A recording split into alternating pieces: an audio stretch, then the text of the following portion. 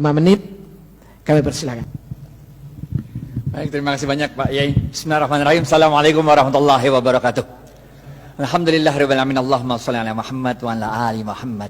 Bapak Ibu sekalian, saya 10 menit aja karena ada acara di rumah, banyak tamu, ada 150 orang. Jadi kita mesti kabur habis ini. Ketika Abdurrahman bin Auf hijrah dari Mekah ke Madinah, ini ngelanjutin ceritanya kayak Khalil nih, ceritanya kayak Khalil, lanjutin dah. Ketika Abdurrahman bin Auf pindah dari Mekah ke Madinah, nggak bawa apa-apa, padahal beliau adalah seorang pedagang yang sukses, yang hebat. Tapi sampai Madinah nggak punya apa-apa karena cuma bawa badan sama baju yang di badan doang, bener gak?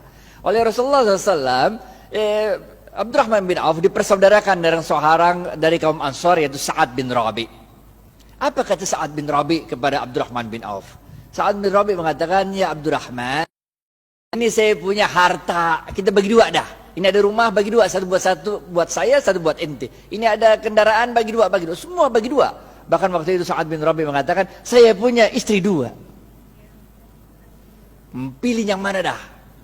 Ente boleh buat ente 1, benar gak? Jadi tingkat imannya Sa'ad bin Rabi model begitu. Dan tingkat imannya Abdurrahman bin Auf bukan kayak kita. Kalau kita dibilang begitu, kita bilang apa tuh? Alhamdulillah wa syukurillah, ente emang baik banget Sa'ad, benar gak? Tapi Abdurrahman bin Auf begitu itu mengatakan, ada yang tahu jawabannya? Gocap kalau bisa nih, angkat tangan, gocap kalau bisa. Abdurrahman bin Auf mengatakan, terima kasih banyak ya Sa'ad, mudah-mudahan Allah memberkahi keluargamu, mudah-mudahan Allah memberkahi hartamu. Tunjukkan aku di mana? Pasar. Gocap.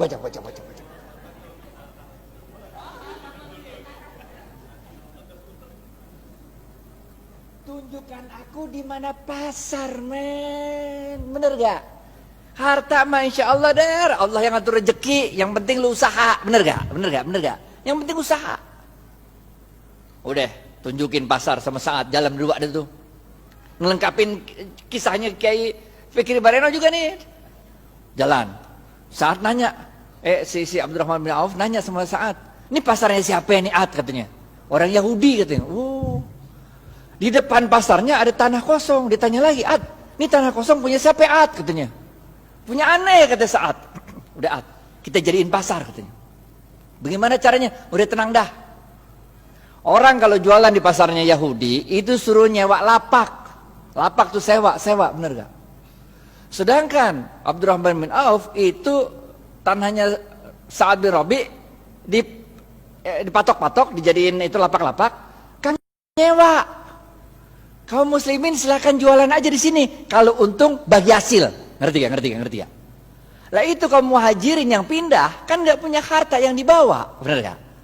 Jadi kalau suruh bayar sewa kagak sanggup, bener gak? Jualan aja dulu, benar gak? Kalau untung bagi hasil nih. Itu sebabnya ekonomi Madinah mulai tumbuh.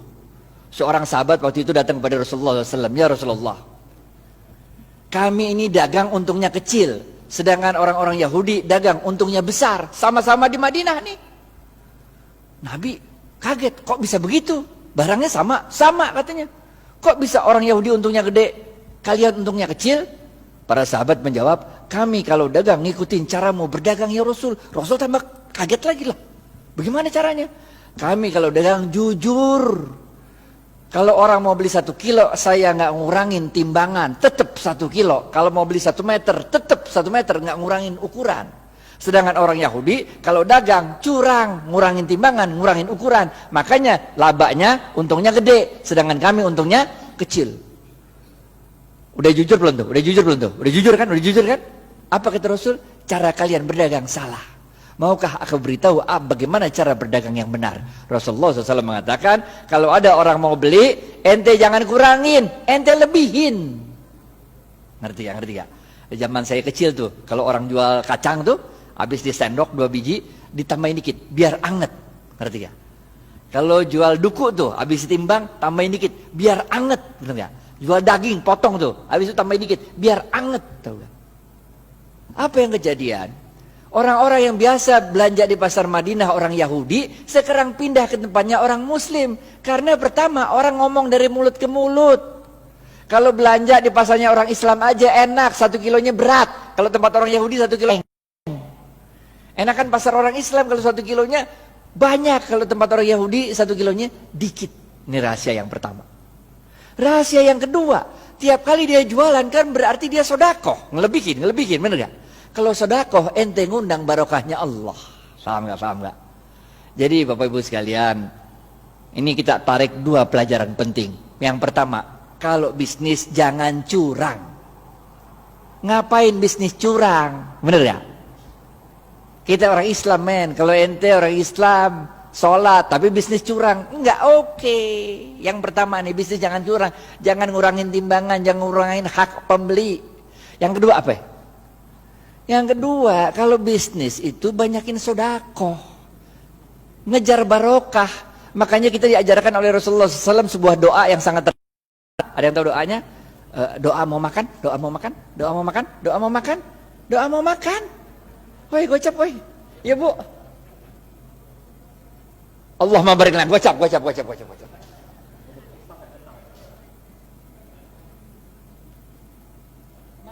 kita diajarkan oleh Rasulullah SAW, Allahumma barik lana fima rozaqtana wa qina azabannar. Wahai Allah, berkahilah seluruh rezeki yang Engkau berikan pada kami dan jauhkan kami dari siksa api neraka. Ini doanya begini nih.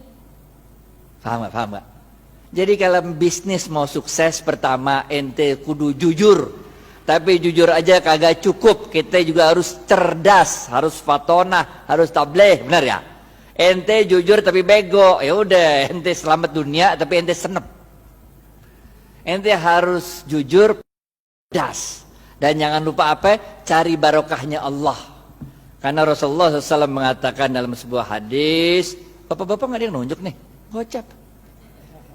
Khairun nas anfa'uhum, gocap. Ini dari Ustadz nih, halal atau ibah nih.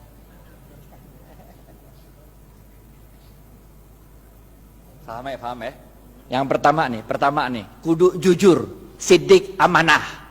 Sidik jujur kepada Allah. Kalau Allah bilang haram, tinggalin aja dah. Amanah, itu kalau dikasih kepercayaan sama orang jangan dirusak, pegang baik-baik. Benar gak? Selain jujur kita juga harus cerdas dalam membaca situasi. Fatonah, cerdas dalam menyampaikan sesuatu, tabligh. Kagak cukup yang ini doa. Yang ketiga, benar gak? Jujur, cerdas. Yang ketiga, cari barokahnya Allah. Khairun nas anfa'uhum linnas. Sebaik-baik manusia adalah yang paling banyak memberi manfaat bagi manusia lain. Ngapain kaya sendirian, nggak asik walaupun halal. Ngerti gak? Nggak asik kaya halal tapi nggak nyebarin barokah, nggak asik. Orang bilang dia kaya tapi pelit, benar gak? Yang keempat, terakhir nih, habis nih. Oke, yang terakhir, keempat. Jangan lupa Rasulullah SAW bersabda, man lam yashkurin nas. Susah ya? Pilihan berganda. A, man lam yashkurin nas lam yashkurillah. B, man lam. A atau B? A.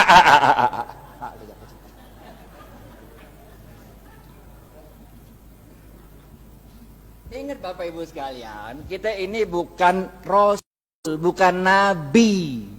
Kalau Rasul sama Nabi ada masalah, doa dikit, Allah kirim pertolongan pakai malaikat. Ya kan?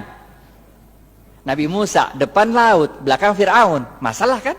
Doa dikit, laut merah kebuka, jalan baik-baik dah. Bener gak? Fir'aun ngikut dari belakang, doa lagi dikit, ketutup laut merah, mati Fir'aun. Bener gak? Nabi Ibrahim dibakar hidup-hidup sama Namrud. Doa dikit, berasa dingin tuh api, bener gak? Nabi. Lah kita ini manusia, Pak. Coba aja ibu pulang ntar, coba bakar tangan kalau nggak gosong, bener gak? Caranya Allah nolongin kita dengan menggerakkan makhluk-makhluknya untuk nolong kita. Itu sebabnya man lam yashkurin nas lam yashkurillah. Siapa-siapa yang tidak dapat berterima kasih pada manusia, pada hakikatnya dia tidak bersyukur kepada Allah. Nih nomor 4. Ente sukses bisnis, ente jangan merasa sukses itu karena diri ente. Tapi karena Allah menggerakkan makhluk-makhluknya supaya kita sukses. Emang bisa hidup sendirian? Emang saya bisa nyampe Al-Azhar kalau kagak ada supir yang nganterin kemari? Emang supirnya bisa nyampe sini kalau di rumahnya nggak ada istrinya yang nyetrikain pakaian? Emang mobil bisa jalan sendiri kalau nggak ada yang jual bensin? Bener gak? Man lam yashkurin nas lam yashkurillah. Kesimpulan, habis waktunya nih. Yang pertama, oke? Jangan lupa jujur. Jujur penting. Ada 2 jenis jujur. Kepada Allah namanya siddiq, kepada manusia namanya amanah. 2, cerdas. Ada 2 jenis cerdas. Yang pertama, fatonah, faham memahami situasi. Yang kedua, tabligh, pandai untuk meyakinkan orang lain. Yang ketiga apa? Khairun nas anfa'uhum linnas. Bisnis itu jangan cuma mau cari untung, tapi bisnis itu harus memberikan manfaat banyak-banyaknya orang, benar ya? Yang keempat, jangan kita yang merasa bangga kesuksesan bisnis itu karena kita doang. Kita harus terima kasih sama orang-orang lain, karena man lam yashkurin nas lam yashkurillah. Siapa-siapa yang tidak dapat berterima kasih pada manusia, pada hakikatnya dia tidak dapat bersyukur kepada Allah. Maka dalam tempo yang singkat, dominasi ekonomi Yahudi di kota Madinah dapat dipatahkan oleh kaum muslimin. Bagaimana dengan kita di Indonesia? Nanti kita serahkan ke Khalil Ridwan untuk yang membahas. Pokoknya nggak usah nunggu kita sempurna dah.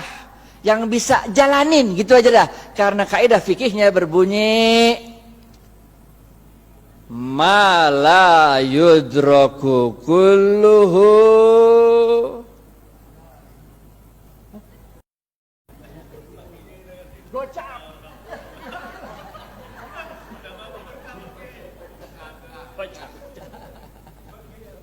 ma la yudraku kulluhu la yudraku kulluh. Kalau engkau tidak dapat melakukan kebaikan itu 100%, jangan engkau tinggalkan kebaikan itu 100%. Jangan nunggu sempurna baru kita lakukan. Lakuin dulu, nggak usah nunggu tajwid, makhraj sama tahsinnya benar. Jangan nggak usah, sholat aja sholat. Benar gak? Nggak usah nunggu kita sempurna baru kita jalan, nggak usah. Jalanin aja dulu dah. Karena dalam sebuah hadis qudsi Allah mengatakan, amalkan apa yang engkau ketahui, niscaya akan aku beritahu apa yang tidak engkau ketahui. Jalanin aja, jalanin. Karena barokah fil harokah. Barokah itu adanya dalam harokah, dalam pergerakan. Jalanin aja, kayak Siti Hajar lari dari Safa ke Marwah, bener gak? Itu kan lucu, coba dari Safa Marwah lari-lari 7 kali bolak-balik, kagak ada air, bener gak? Yang nemuin air siapa? Ismail. Yang capek lari siapa? Hajar. Nggak penting men siapa yang nemuin air, bener gak? Yang penting inna sofa wal marwata min sa'airillah. Dicatat sama Allah usahanya Hajar itu, dicatat sebagai min sa'airillah, tanda-tanda kebesaran Allah. Nggak penting kalau kita usaha tuh bahwa kehebatan usaha kita itu dinikmati oleh kita, nggak penting. Bahkan ketika besok pun mau kiamat, kalau punya bibit lu tanam, ngerti gak?